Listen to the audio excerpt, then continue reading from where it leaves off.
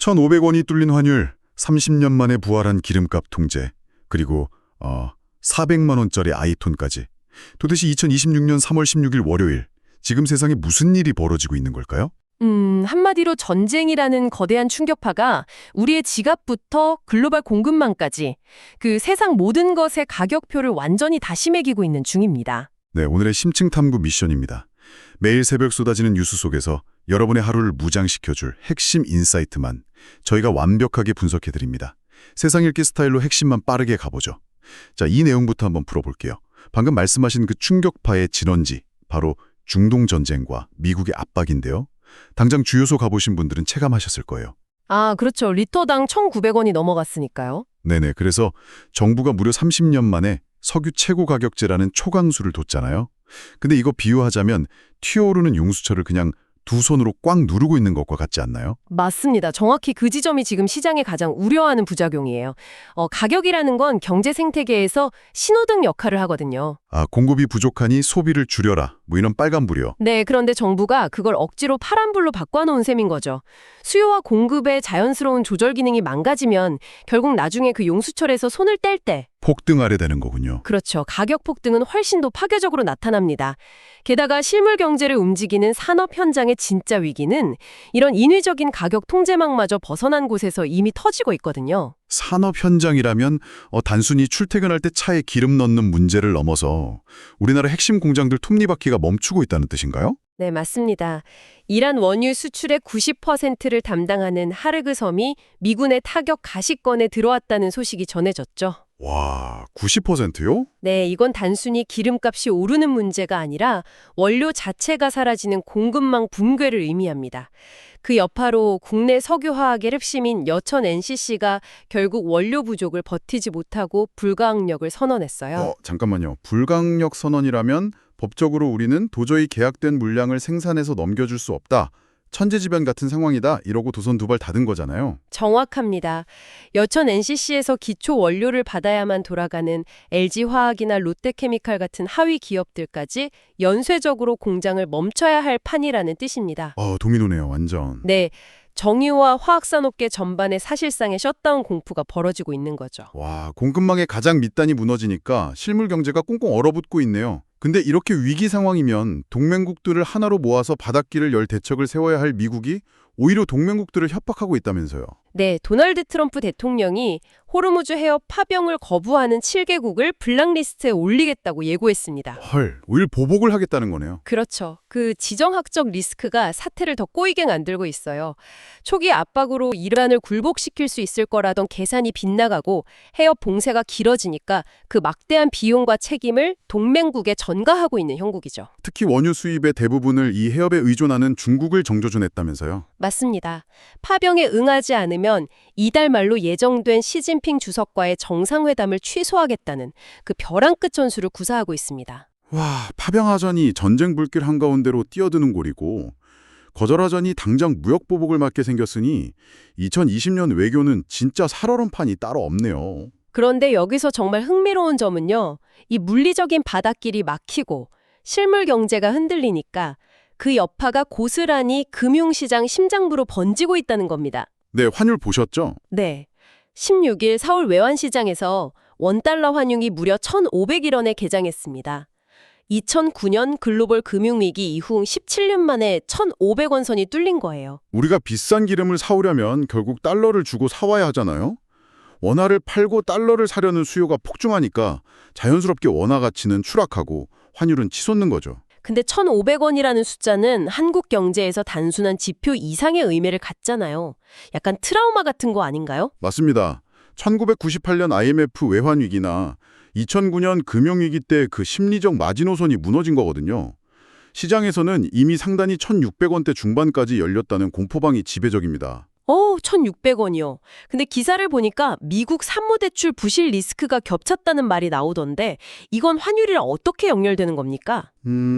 환율이 1,500원이라는 건 미국이 당분간 금리를 내리지 않고 달러 가치를 높게 유지할 거란 시장의 확신 때문이거든요. 아, 미국 금리가 높으니까 돈이 다 미국으로 몰리는 거군요. 그렇죠. 근데 금리가 이렇게 계속 높으면 은행에서 돈을 빌리지 못한 비상장 기업들이 그림자 금융, 즉 사모펀드 같은 곳에서 비싼 이자를 주고 돈을 끌어다 쓰게 됩니다. 그 대출 시장 규모가 지금 엄청 크잖아요. 네, 눈덩이처럼 커져 있는데 고금리가 지속되면서 여기서 연쇄부도 사태가 터질 수 있다는 잠재적 악재가 달러 강세랑 맞물린 겁니다. 글로벌 자본시장이 공포에 질린 거죠. 제프 커리 같은 전문가들이 이번 사태를 9.11 테러급 충격이라고 경고한 거군요. 네. 이건 단순한 인플레이션이 아니라 글로벌 경제 구조 자체가 뒤흔들리는 충격입니다. 금리 인하 카드는 이제 사라졌고요. 화려한 기술주 중심의 파티가 끝나고 석유나 금속 같은 실물 자산이 다시 득세하는 이른바 구경제의 복수가 시작된 겁니다. 그래서 요새 헤일로 트레이드라는 개념이 급부상하고 있다던데 이게 구체적으로 뭔가요? 기술 발전에 도태되지 않고 인플레이션을 방어할 수 있는 확실한 하드 에셋, 즉 실물 자산 중심으로 자금을 대거 이동시키는 투자 흐름을 뜻합니다. 공급망이 박살나고 돈 가치가 떨어지니까 눈에 안 보이는 성장성보다는 당장 손에 쥘 수 있는 실물 가치가 폭등한다는 거네요. 정확합니다. 그래서 다음 달 트럼프와 시진핑의 정상회담이 2001년 중국이 WTO에 가입할 때처럼 세계 경제와 자원 공급망 질서를 완전히 서로 짜는 분수령이 될 거라 연결해 볼 수 있죠. 자, 실물 자산이 최고다. 여기까지는 완벽히 이해가 됩니다. 그런데 여기서 정말 모순적인 현상이 하나 발생하잖아요. 여러분, 전쟁이 났고 물가가 치솟으면 보통 사람들은 가장 먼저 금을 떠올리지 않습니까? 그렇죠. 전통적인 안전자산이니까요. 네. 근데 지금 시장 상황은 완전히 반대로 가고 있어요. 대표적 안전자산인 금값은 오히려 1.2% 떨어졌고 S&P 500이랑 나스닥도 하락했습니다. 반면에 비트코인은 이란 전쟁 발발 후 14일 만에 무려 8%나 급증하면서 7만 4천 달러 선을 돌파했어요. 아주 흥미로운 지점입니다. 아니 아무리 그래도 비트코인은 변동성이 너무 큰 양날의 검 아닌가요?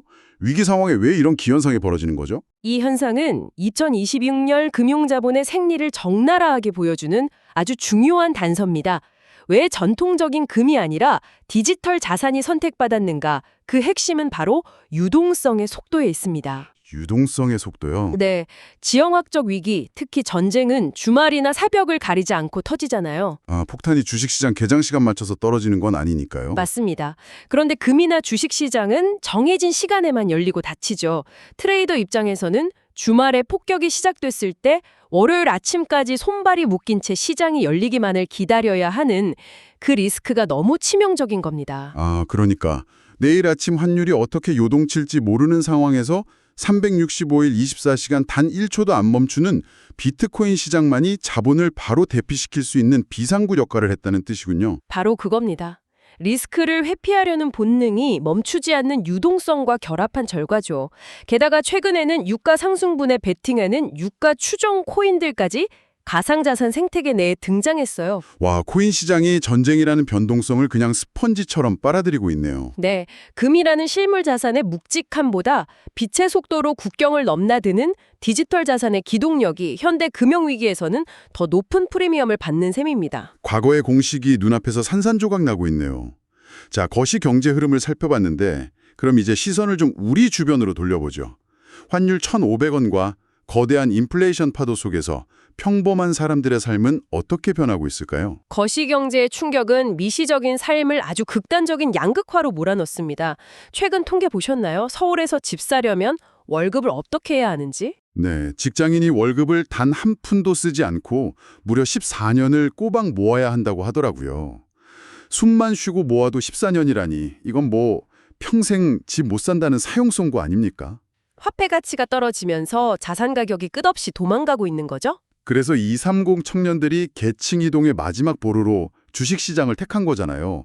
나만 벼락거지 될 수 없다는 포모 심리 때문에 빚을 내서 투자하는 신용거래 용자 잔고가 무려 33조 7천억 원으로 역대 최대치를 경신했어요. 네, 레버리지를 엄청나게 끌어쓴 거죠. 그런데 하필 이 시점에 중동전쟁이라는 메가톤급 악재를 만나면서 청년들의 계좌 수익률이 마이너스 30%까지 곤두박질 쳤습니다. 튼튼한 기본기 없이 종이 자산에 올라탔다가 직격탄을 맞았네요. 최근에는 묻지막 투자를 반성하고 주식 스터디를 하면서 열공 모드로 태세 전환을 했다던데. 다행이긴 합니다만 이미 짊어진 빚의 무게가 상상을 초월하니까요.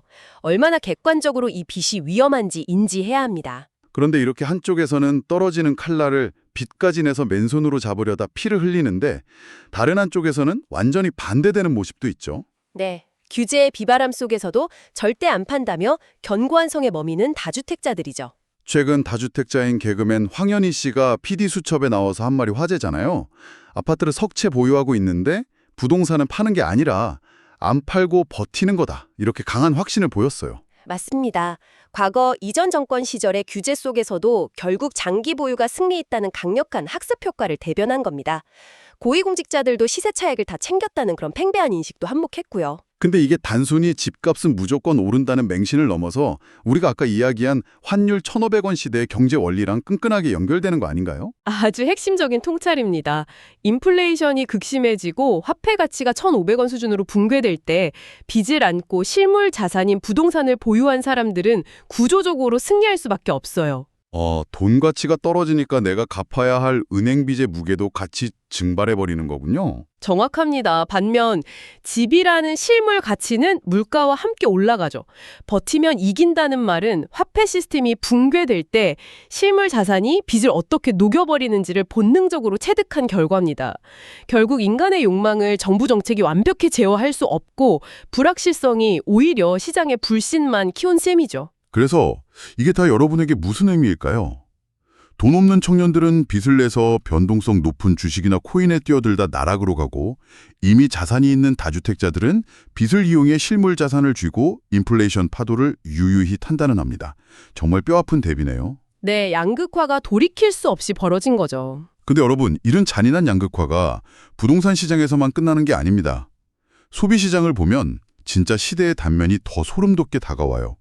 애플이 올가을에 첫 폴더블 아이폰 18을 출시한다면서요? 네, 기기 두께를 줄이려고 터치 아이디를 적용하고 내부에는 아이패드 미니 크기 대화면을 탑재한다고 합니다. 압도적인 고급화 노선이죠. 근데 가격이 진짜 지갑이 반으로 접힐 지경이더라고요. 무려 346만 원에서 최대 433만 원입니다. 삼성 갤럭시 폴더보다 100만 원이나 비싼 가격이죠. 아니 청년들은 빚더미에 앉아있고 물가는 미쳐 날뛰는데 400만 원이 넘는 폰이 나온다뇨. 고물가 시대에 애플의 이 배짱 장사 통할까요? 이게 바로 초인플레이션 시대가 만드는 중산층의 증발 현상과 직결됩니다. 물가가 치솟으면 대중적인 프리미엄 시장부터 가장 먼저 붕괴되거든요. 평범한 직장인들 지갑이 얇아지니까요.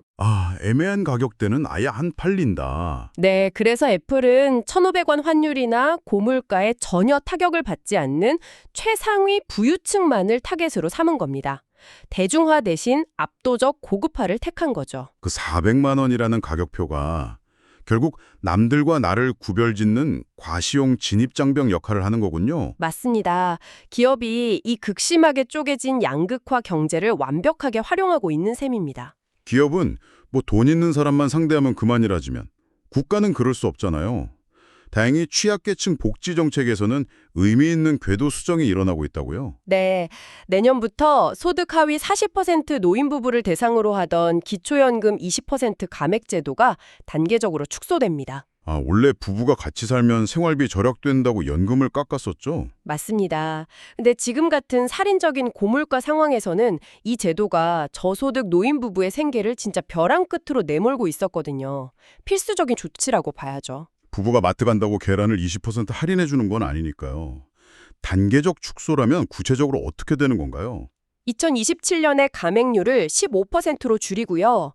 현재 정치권에서는 이재명 대통령의 신속한 개선 지시에 따라서 2028년까지 아예 완전 폐지하는 방안도 논의 중입니다. 늦었지만 정말 다행입니다. 하지만 전문가님, 여기서 딜레마가 하나 생기지 않나요? 감액 제도를 전면 폐지하면 향후 5년간 약 16조 원이 넘는 막대한 재정이 필요하잖아요. 그렇죠. 재정 부담이라는 아주 큰 숙제가 따라옵니다. 근데 우리가 방송 맨 처음에 무슨 이야기했죠? 정부가 치솟는 기름값 잡으려고 정유사 손실을 세금으로 메꿔주기로 했잖아요. 거기에 연금으로 16조 원을 더 풀면 시중에 돈이 더 풀리게 되고 그럼 오늘 내내 이야기했던 그 무서운 1,500원짜리 환율은 더 폭등하는 거 아닙니까? 네, 정확하게 그 모순의 고리를 짚어내셨습니다. 취약계층을 살리기 위해 반드시 써야만 하는 돈이지만 균형 있게 해석해보면 그 돈을 풀수록 원화 가치는 떨어지고 인플레이션은 수명을 연장하게 됩니다. 완전히 악순환이네요. 네, 중동에서 시작된 지정학적 충격이 물가를 올리고 물가를 잡으려는 처방과 복지 비용 증가가 다시 화폐 가치를 떨어뜨리는 잔인한 굴레. 그것이 바로 2026년 현재 우리가 마주한 거시 경제의 민낯입니다. 자, 오늘 정말 거대한 지도 위를 날아다니면서 세상을 읽어보았습니다. 오늘 다룬 이야기들을 요약해보면 결국 2026년은 모든 것의 가치가 재평가되는 시기입니다. 중동의 불안정한 화약고가 환율 1,500원 시대를 열었고 24시간 멈추지 않는 비트코인으로 자본이 몰리고 있죠. 네, 그리고 국내에서는 부동산과 비투, 초고가폰과 노인 빈골이라는 극단적인 양극화가 공존하고 있고요. 맞습니다. 기존의 상식과 공식이 깨지는 시대입니다. 단편적인 정보들을 연결해 큰 그림을, 즉 거시적인 흐름을 읽는 자만이 이 거대한 변화의 파도에 휩쓸리지 않고 올라탈 수 있습니다. 이는 우리에게 아주 중요한 질문을 던집니다. 네, 그래서 오늘 방송을 들으신 여러분께 마지막으로 이 도발적인 질문을 던지며 마무리하고 싶네요. 과거의 규칙이 산산조각 나고 정부마저 30년 전 가격 통제 카드를 꺼내든 지금 과연 여러분이 가장 굳게 믿고 있는 나만의 안전자산은 무엇입니까? 내일의 생존을 위해 오늘 나의 포트폴리오는 어떻게 달라져야 할까요? 다음 시간에도 가장 날카로운 분석으로 찾아오겠습니다. 함께해 주셔서 감사합니다.